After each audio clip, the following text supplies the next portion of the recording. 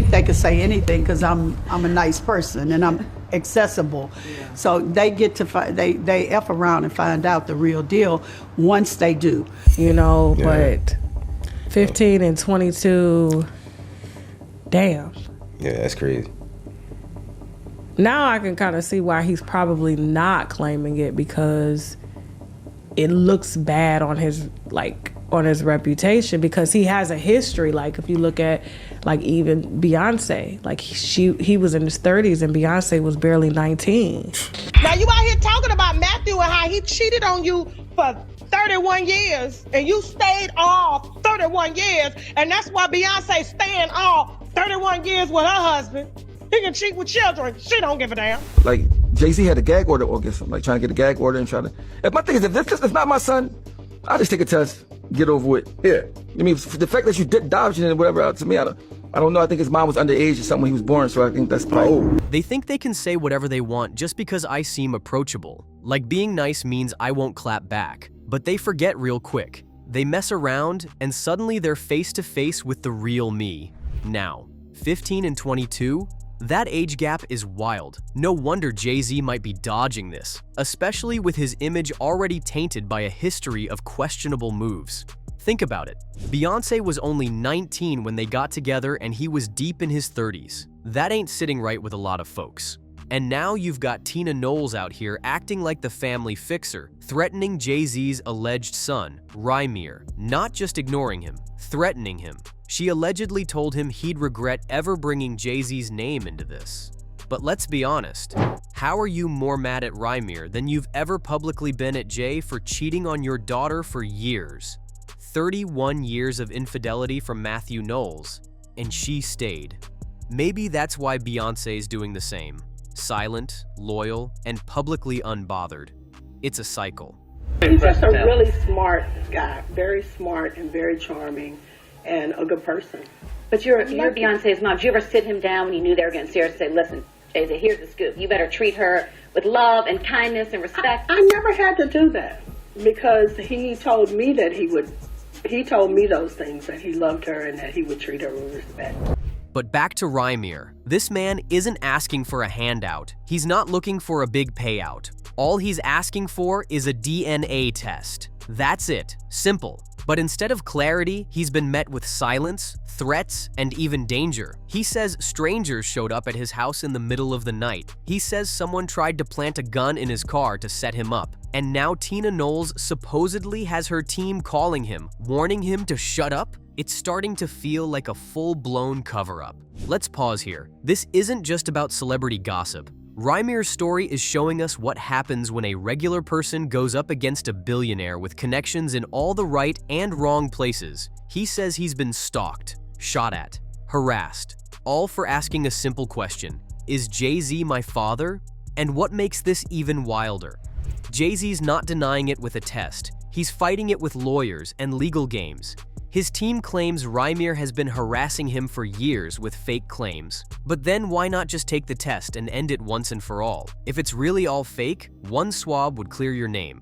Meanwhile, Rymir's legal guardian, Dr. Lily Coley, has been backing him all the way. She says they've both been followed, that people have banged on their doors at 4 a.m. Rymir was shot at somewhere in September.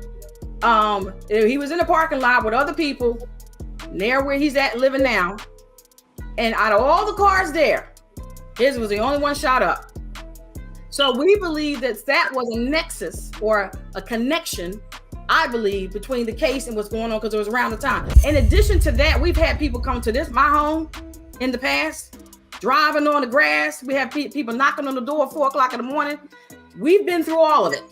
And her point is this: it's not just about Jay-Z. It's about a legal system that lets powerful people play by different rules. She's calling for new laws to stop this kind of legal abuse, because too many people get crushed just trying to be heard.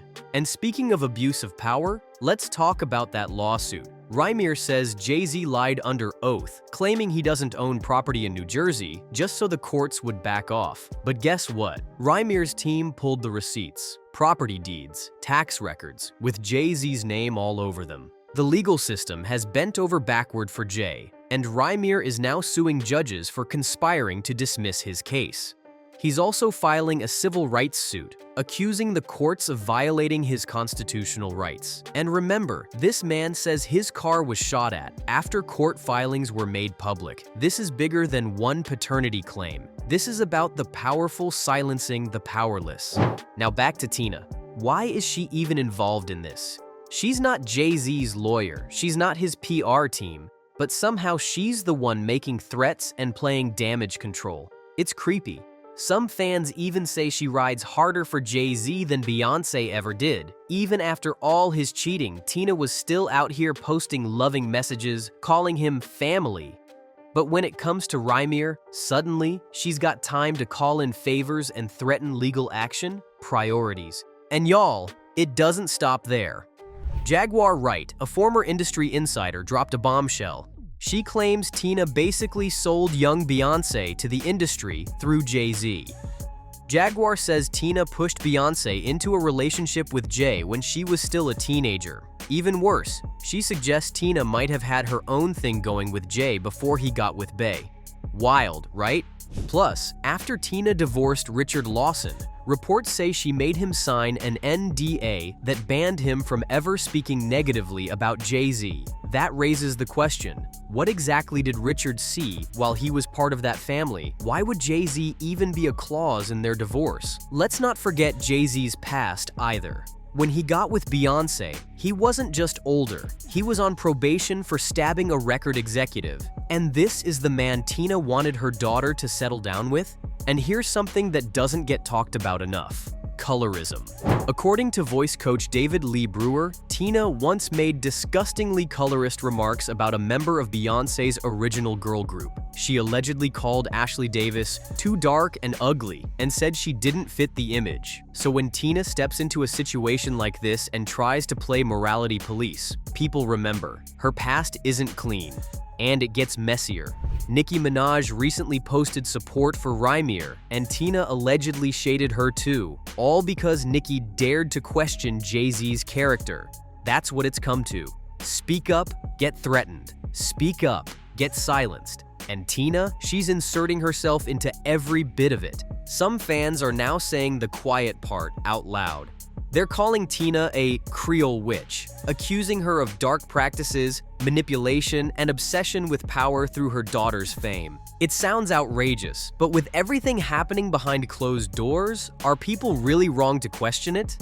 Bottom line, Rymir asked for a test. Instead, he got shot at, harassed, threatened, and smeared in the media. And now Beyoncé's mom is jumping into the ring like it's her fight.